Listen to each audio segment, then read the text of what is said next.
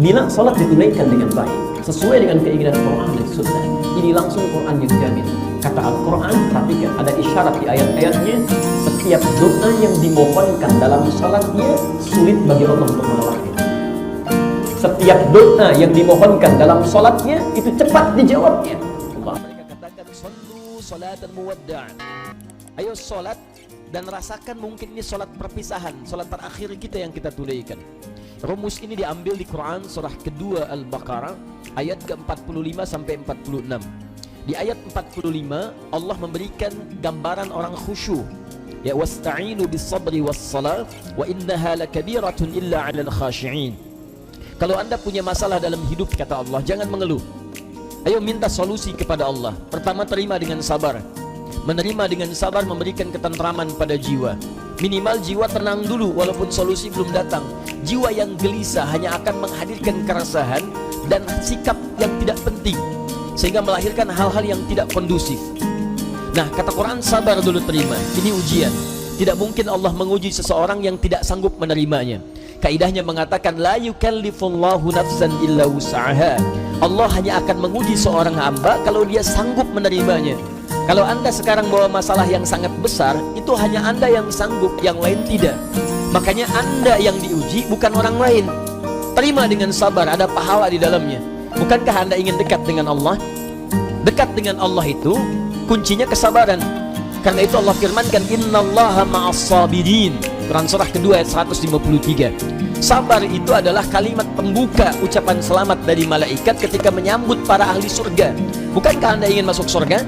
Maka di Quran surah ke-13 ayat ke-24, malaikat disebutkan dalam Quran menyambut ahli surga pertama kali dengan kalimat sabar. Salamun alaikum bima sabartum fa ni'ma uqbad dar.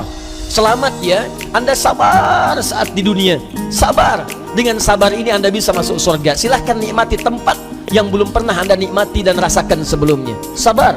Dan sabar itu selalu bersanding dengan ujian. Quran surah kedua Al-Baqarah ayat 155. Ya, walanabluwannakum bisyai'in minal khauf wal ju' wa naqsin minal amwal wal anfus wat thamarat wa basyiris sabirin. Setiap yang hidup akan kami uji dengan berbagai persoalan kehidupan, bukan untuk membebani, kata Allah, tapi meningkatkan kualitas kehidupan. Sebab seorang yang tidak diuji tidak akan ketahuan peningkatan kualitas hidupnya. Anak SD yang tidak ujian sulit bagaimana mengukur kapasitas ilmunya untuk layak masuk SMP. Anak SMP yang tidak ikut ujian sulit diukur apakah kualitas keilmuannya bisa nggak masuk dia ke SMA. Demikian dalam hidup, ketika kita diuji, hakikatnya Allah ingin meningkatkan kualitas kehidupan, bukan ingin membebani hidup kita menjadi banyak dengan persoalan. Ada yang gelisah, kata Quran. Ada yang kemudian berkurang harta benda. Ada yang makanannya kemudian belum didapati. Ada yang sakit sampai dengan wafat. Ada yang proyeknya mungkin diambil oleh orang lain. Tapi kata Allah, berbahagialah ketika Anda diuji dengan itu semua. Hal yang Anda lakukan pertama kali adalah sabar. Wa basyiris sabirin, sabar. Tapi yang paling menarik, sabar itu tidak mudah. Tapi ada yang lebih susah dibandingkan dengan sabar, yaitu khusyuk. Khusyuk. Karena itu ketika Allah menyandingkan sabar dengan khusyuk, wasta'inu bis-sabri was-salah. Jika Anda punya masalah, terima dulu dengan sabar, minta tolong lewat salat. Tapi salat tidak mudah, illa 'alal khashi'in, kecuali bagi orang khusyuk. Khusyuk lebih sulit dibandingkan dengan sabar. Ketika Allah sandingkan antara sabar dengan khusyuk dalam salat, maka kata gantinya hanya menunjuk kepada salat. Wa innaha, bukan wa innahu. Ha, dhamirnya muannats. Salat ujungnya ta marbutah, menunjuk pada muannats. Maka kata Allah, menunaikan salat dengan khusyuk itu lebih sulit dibandingkan sabar, sekedar sabar menerima ujian. Kenapa? Dalam sabar kita masih bisa mengingat sesuatu yang ingin kita ingat. Dalam salat yang tidak ingin Anda ingat bisa diingat. Silahkan cek Abu Dawud nomor hadis 857. Ketika Anda bertakbir mengucapkan Allahu Akbar, disitulah kata Nabi, setan akan membisikkan pada jiwa Anda, uzkur kada, uzkur kada. Ibu kalau belum takbir, Bu, biasa aja. Tapi begitu ibu mengucapkan Allahu Akbar, kata Nabi, setan di situ mulai bekerja. Ingat ini ya, ingat itu ya. Gak percaya silahkan nanti zuhur, Bu. Begitu ibu takbir, handphone, ingat WhatsApp belum dibalas, miss call belum dijawab, entah itu khairayara atau miss call syarayara. Mesti ingat tuh. Bahkan kata-kata saya ini ibu akan ingat tuh. Begitu ibu takbir, mulai bekerja. Ingat ya, kata Ustaz tadi, setan akan bisikin tuh. Itu setan, Bu, bukan saya. Muncul dia. Ya, hatta la yash'ural musalli kam rak'atan yusalli. Sampai-sampai orang sholat, kata Nabi nih, kalau Nabi bicara pasti akan terbukti. Sampai-sampai orang sholat ada yang tidak sadar berapa rakaat sedang menunaikan sholatnya. Oh, muncul. Nah, kalau Anda ingin khusyuk bagaimana caranya? Ayat 46 yang mengatakan, ini poin kita. Alladzina yadhunnuna annahum mulaqu rabbihim wa annahum ilaihi raji'un. Alladzina yadhunnuna annahum mulaqu rabbihim. Orang salat yang khusyuk itu sudah ketahuan, kata Quran, dari persiapannya. Dia bersiap untuk menjumpai Rabbnya. Tuh.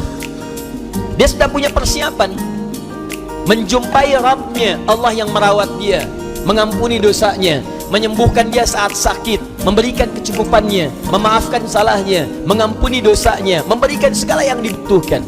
Maaf, pimpinan perusahaan saja hanya memberikan pada Anda bekal kehidupan dari gaji atas pekerjaan yang Anda lakukan.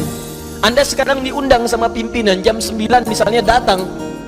Bukankah persiapannya luar biasa? Mandi, cari pakaian yang bagus, ya, kemudian mohon maaf sekali, sepatunya pun sampai dibersihkan dulu, rapikan, datang dengan penampilan luar biasa. Nah, orang yang menghadap pencipta pimpinan, pencipta segalanya, Malikul Mulki, menghadap kepada Allah, itu kata Quran kelihatan dari sejak persiapan akan beda dengan yang lain. Jadi kalau menghadap manusia saja sudah bagus, menghadap Allah lain. Ketika tiba panggilan dari masjid, Quran surah ke-7 ayat 31, ya bani Adam khudhu zinatakum 'inda kulli masjid. Hei anak cucu Adam, kalau sudah tiba panggilan dari masjid, maka siapkan penampilan terbaikmu. Orang khusyuk beda. Begitu mendengar kalimat Allahu Akbar, persiapan sudah bagus. Nah, jadi kalau Anda sudah merasakan persiapan seperti itu, maka ketahuilah Allah sedang mencintai Anda karena sedang merasakan kekhusyuan dalam jiwa Anda. Tapi kalau sebaliknya, dengar adzan masih santai. Kok masih santai? Belum qomat. Dengar qomat belum siap-siap. Atau bahkan lebih dahsyat, dengar adzan tapi sudah menolak. Allahu Akbar, Allahu Akbar, kecilin volumenya. Oh, ini masalah. Dan kita doakan supaya mendapatkan pencerahan lebih baik, bukan dicela karena mungkin belum siap menerima nilai kebaikan, sehingga doa kita bisa memudahkan itu untuk didapatkan. Begitu cara merespon sesuatu. Jangan selalu keburukan yang terlihat direspon dengan cara yang lebih buruk, tidak. Ya, mencegah kemungkaran bukan dengan cara yang mungkar. Hal yang pertama kita lakukan, tumbuhkan sikap ma'ruf, nilai-nilai kebaikan yang dengan itu kemudian mendapatkan simpati yang lebih baik dari sebelumnya. Anda punya tetangga, tetangganya muslim, laki-laki, beriman kepada Allah. Jarak dia ke masjid cuma 5 meter. Ini masjid, ini rumah dia. Speaker masjid menghadap ke rumahnya begini, ya. Tapi dengar adzan belum tergerak untuk ke masjid, nggak mau dia ke masjid. Apa hukumnya? Hukum laki-laki beriman yang tidak mau ke masjid, rumahnya dekat dengan masjid, apa hukumnya? Nasihat, bakar rumahnya. Main bakar aja. Sudah, hukumnya ajak dia ke masjid. Paham? Barangkali dititipkan oleh Allah jadi tetangga bapak supaya bapak dapat banyak pahala dari situ.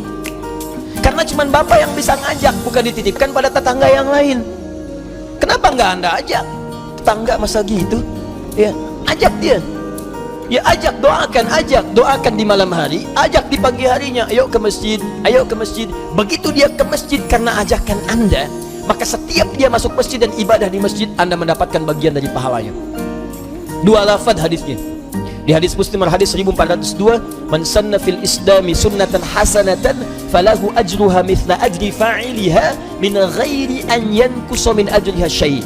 Siapa yang mengoptimalkan sunnah-sunnah kebaikan dalam Islam, mengajak pada sesuatu kebiasaan dalam Islam, diikuti oleh orang lain, maka dia mendapatkan pahala dari yang mengikuti itu tanpa dikurangi sedikit pun. Sunnah kebaikan berjamaah, sunnah yang sangat ditekankan. Ayo ke masjid, ke masjid, ke masjid. Begitu orang itu ke masjid, baru masuk masjid, Anda mendapatkan pahala dari orang itu tanpa dikurangi sedikit pun. Saya kasih info, kita ini baru nyampe masjid, alhamdulillah, di hadis Muslim disebutkan sudah mendapatkan 25 kebaikan. 25 itu 1 ke 2 jaraknya 500 tahun, 2 ke 3 500 tahun, 3 ke 4 500 tahun, sampai ke 25 nya baru masuk. Nah, orang yang bisa mengajak orang lain ke masjid, begitu orang itu masuk, dia mendapatkan otomatis transfer pahala sama persis 25 tanpa dikurangi sedikit pun. Itu belum tahiyatul masjidnya, belum bacaan Qur'annya, belum zikirnya, luar biasa. Nah, saya kembalikan kepada yang awal, maka orang-orang khusyuk itu dari penampilan sudah ada. Kemudian dia datang menunaikan sholat. Bagaimana perasaan saat akan menunaikan? Kenapa pakai pakaian yang bagus?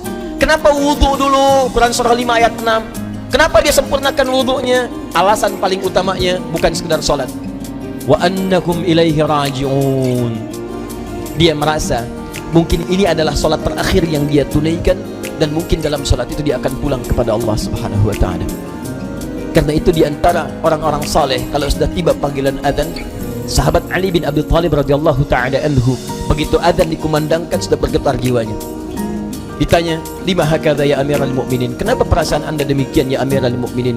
Kata beliau, tibalah panggilan yang kalaupun terdengar oleh gunung dan yang lainnya mereka akan bergetar karena takut kepada Allah, khawatir tidak bisa menyempurnakan perintahnya. Lalu orang yang zalim ini, yang fakir ini mendengar kalimat itu, maka kuranglah rasanya kepercayaan kalau tidak bergetar mendengar kalimat ini, karena takut saat menunaikan sholat tidak sempurna seperti diinginkan oleh Allah Subhanahu wa ta'ala. Abu Bakar ketika mengucapkan takbir Allahu Akbar bergetar tangannya karena khawatir dalam sholatnya tidak sempurna seperti Allah menginginkannya. Dan yang lebih dikhawatirkan dalam ketidaksempurnaan itu, wafatlah ia dipanggil oleh Allah Subhanahu wa ta'ala.